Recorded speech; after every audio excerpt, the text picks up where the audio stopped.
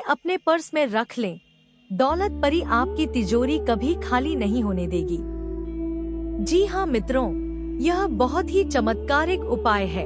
सिर्फ अपने पर्स में एक चीज रखना है और दौलत परी की आप पर इतनी कृपा होगी कि आपको कभी भी पैसों की या धन दौलत की कमी नहीं होने देगी।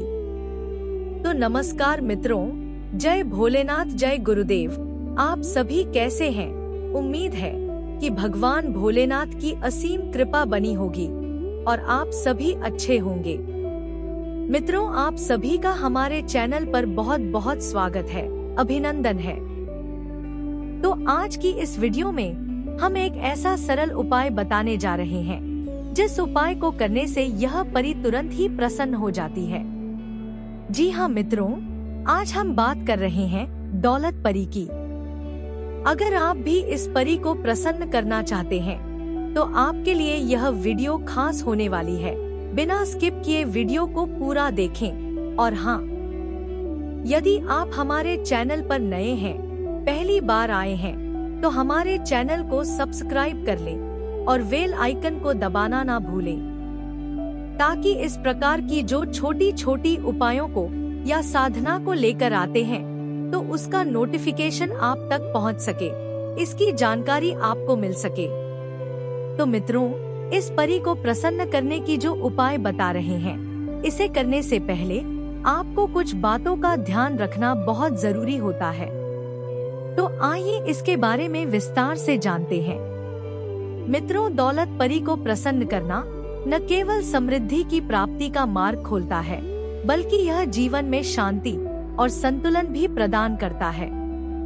ऐसे लोग जो दौलत परी की कृपा प्राप्त करना चाहते हैं, उन्हें विशेष प्रकार की साधना और नियमों का पालन करना आवश्यक माना जाता है। यह कहा जाता है कि दौलत परी अपने साधकों से पूर्ण समर्पण, शुद्धता और सकारात्मक ऊर्जा की अपेक्षा करती हैं। इस प्रक्रिया में कोई जटिल अनुष्ठान नहीं होता, बल्कि सरल उपाय और श्रद्धा से भरी हुई भक्ति की आवश्यकता होती है। दौलत परी को प्रसन्न करने के लिए सबसे पहला कदम यह है कि आप अपने मन और घर को स्वच्छ और व्यवस्थित रखें, क्योंकि दौलत परी स्वच्छता और शुद्धता से आकर्षित होती है। दौलत परी से अपनी इच्छाओं की पूर्ति के लिए प्रार्थना करनी चाहिए, लेकिन यह ध्यान रखना महत्वपूर्ण है कि प्रार्थना में कोई स्वार्थ न हो, बल्कि यह एक सच्ची और शुद्ध भावना से प्रेरित हो। साधकों को यह भी सलाह दी जाती है कि वे दान और परोपकार के कार्य करें। दौलत परी उन लोगों पर अपनी कृपा बरसाती हैं जो दूसरों की मदद करने और समाज में सकारात्मक बदलाव लाने का प्रयास करते हैं।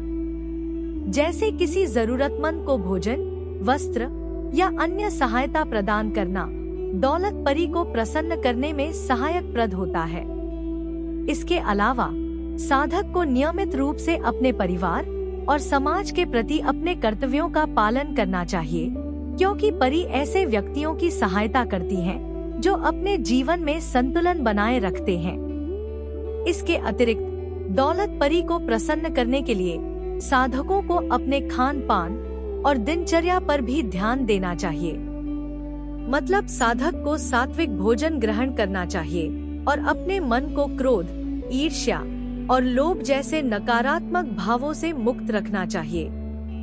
इसके अलावा नियमित योग और ध्यान करने से भी साधक की ऊर्जा शुद्ध होती है और वह दौलत परी की कृपा प्राप्त करने के योग्य बनता है। मित्रों, दौलत परी को प्रसन्न करने के लिए साधक को अपनी इच्छाओं को पूरी सच्चाई और स्पष्टता के साथ व्यक्त करना चाहिए। प्रार्थना के समय साधक को अपनी समस्याओं और इच्छाओं को दौलत परी के समक्ष रखना चाहिए और विश्वास करना चाहिए कि वे उनकी मदद करेंगी। यह विश्वास और भक्ति ही वह शक्ति है जो दौलत परी को साधक की ओर आकर्षित करती है। कई साधक यह अनुभव करते हैं कि दौलत परी की कृपा से उनके जीवन में असंभव लगने वाले कार्य भी संभव हो जाते हैं। जैसे आर्थिक समस्याएं दूर होती हैं, मानसिक तनाव कम होता है और जीवन में एक नई ऊर्जा का संचार होता है। दौलत परी की कृपा प्राप्त करने के लिए सबसे महत्वपूर्ण बात यह है कि साधक को अपने कर्मों में सच्चाई और ईमानदारी बनाए रखनी चाहिए। परियों की कृपा उन पर बरसती है जो अपने जीवन में सच्चे और निष्कपट रहते हैं। दौलत परी को प्रसन्न करने का यह विचार न केवल आध्यात्मिक उन्नति का मार्ग प्रदान करता है, बल्कि यह जीवन में संतुलन और सुख शांति भी लाता है। यदि हम अपने विचारों और कार्यों में शुद्धता और सकारात्मकता बनाए रखें, तो हमारी समस्याओं का समाधान संभव है। दौलत परी, जो सच्चाई और शुद्धता की प्रतीक हैं, हमें यह याद दिलाती हैं कि हमारी आस्था और कर्मों की शक्ति हमें किसी भी कठिनाई से उबार सकती है। मित्रों, परी लोक कथाओं और प्राचीन मान्यताओं का एक ऐसा अद्भुत हिस्सा है जो सदा से मानव सभ्यता को आकर्षित करता रहा है। यह धारणा है कि परियां आज भी धरती पर आती हैं और अपने साधकों की मदद करती हैं। यह एक गहरी आस्था और कल्पना का परिणाम है।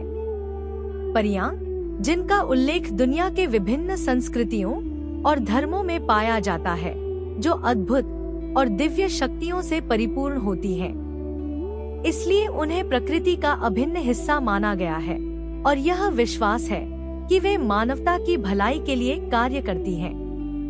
मित्रों, परियां उन साधकों के पास आती हैं जो निष्कपट, शुद्ध और श्रद्धा से परिपूर्ण होते हैं। उनकी उपस्थिति अदृश्य होती है, लेकिन उनकी शक्ति और प्रभाव को महसूस किया जा सकता है। परियां साधकों की मुश्किलों को हल करती हैं, उन्हें प्रेरणा देती हैं और उन्हें एक सकारात्मक दिशा में आगे बढ़ने के लिए प्रोत्साहित करती हैं।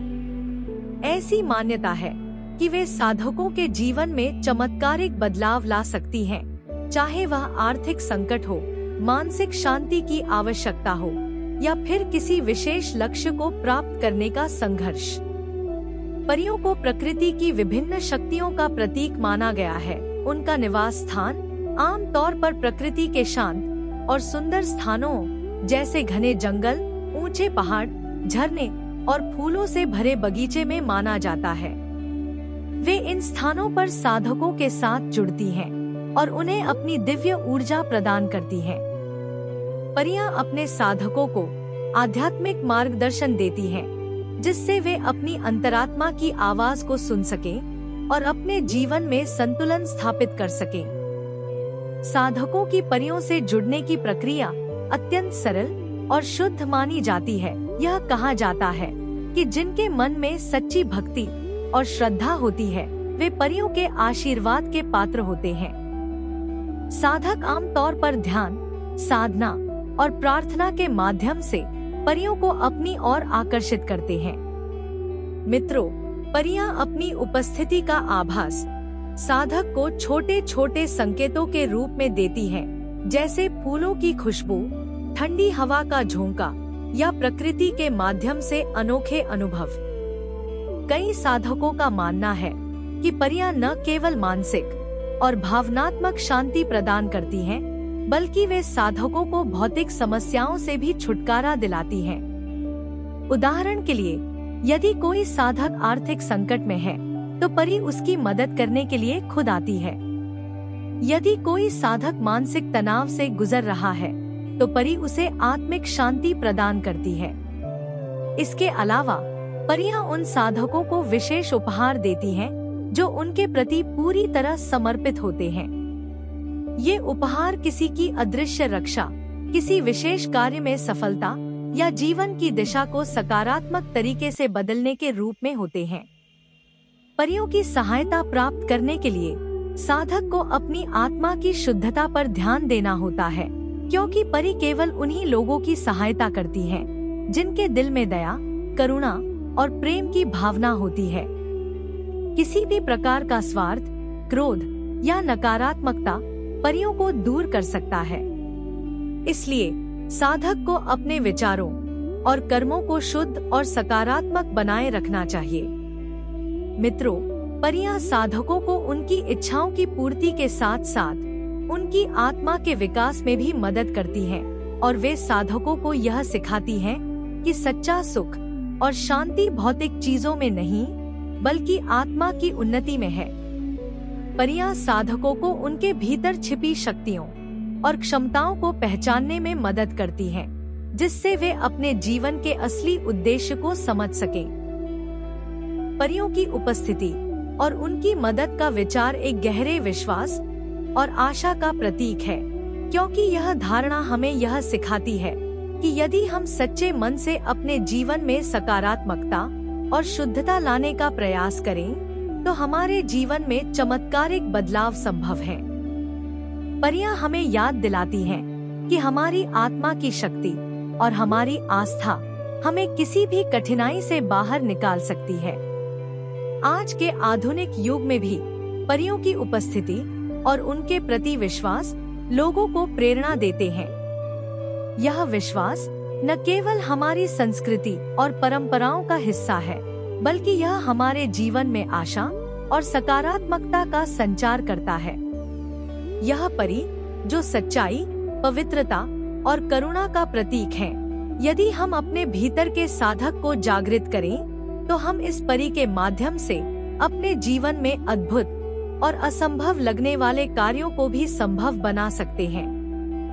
क्योंकि परियां केवल कल्पना का हिस्सा नहीं है, बल्कि वे हमारी आंतरिक शक्ति, हमारी आस्था और हमारे विश्वास का प्रतीक भी हैं।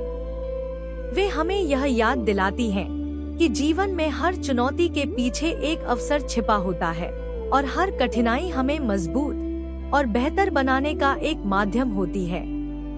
इस प्रकार परियों का विचार हमारे जीवन को एक नई दृष्टि और सकारात्मक ऊर्जा प्रदान करता है। अगर इन सभी बातों को अपने जीवन में उतारते हैं और इस परी को या किसी भी शक्ति को आप प्रसन्न करना चाहते हैं, तो वह बहुत जल्द ही प्रसन्न हो जाती है। तो आज दौलत परी को प्रसन्न करने की जो उपाय लेकर आए हैं, इस उपाय को आप किसी भी शुक्रवार के दिन कर सकते हैं। इस उपाय को करने के लिए आपको लाजवंती का जो पौधा होता है, उसका तलाश करना है। मित्रों, लाजवंती पौधे की जड़ का जिक्र करते हुए यह मान्यता है कि दौलत परी को प्रसन्न करने का यह एक अनोखा और प्रभावशाली उपाय है। लाजवंती, जिसे छुई मुई के नाम से भी जाना जाता है, यह अपनी संवेदनशीलता और कोमलता के कारण विशेष रूप से परियों से जुड़ी मानी जाती है। इस पौधे की जड़ में एक दिव्य ऊर्जा होती है जो दौलत परी को आकर्षित करती है। इसके लिए साधकों को सलाह दी जाती है कि वे इस पौधे को अत्यंत श्रद्धा और सम्मान के साथ घर में लगाएं और उसकी नियमित रूप से देखभाल करें। तो मित्रों, यदि आपके घर में यह पौधा है तो ठीक है, अगर नहीं है तो जहाँ पर भी यह पौधा है, वहाँ आपको गुरुवार की शाम को जाना है और उस पौधे पास थोड़ा सा अक्षत अर्पण करके आपको प्रार्थना करना है कि हे लाजवंती में वास करने वाली देवी, हे दौलत परी, मैं आपको निमंत्रण देने आया हूँ और कल आपको लेने आऊँगा। कृपा करके आप मेरे साथ चलें और मेरी समस्याओं को दूर करें। इतना कह करके और आपको आ जाना है। फिर दूसरे दिन यानी शुक्रवार की शाम को सूर्य ढलने से पहले आपको वहां जाना है और जो मंत्र हम स्क्रीन पर दे रहे हैं, इस मंत्र को 11 बार बोलकर लाजवंती के पौधे को प्रणाम करके थोड़ा सा जड़ निकाल कर घर ले आना है।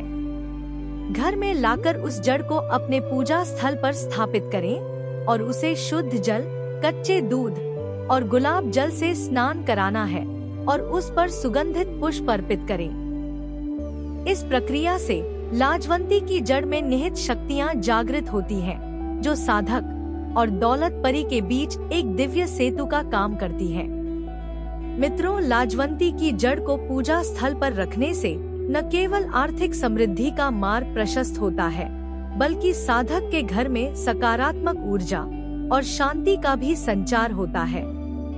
तो मित्रों, जड़ को शुद्ध करने के बाद अपने हाथ में रखकर जो मंत्र हमने बताया है, इस मंत्र को 21 बार पढ़ करके और लाजवंती के जड़ को अपने पर्स में रख लेना है। देखिएगा मित्रों, दौलत परी की कृपा आप पर इतनी होगी कि आपकी तिजोरी पैसों से भर जाएगी और वह कभी खाली नहीं होगी। यह बहुत ही चमत्कारिक उपाय है इस उपाय को एक बार जरूर करें। तो आज की वीडियो में बस इतना ही। उम्मीद है कि यह वीडियो आपको अच्छा लगा होगा।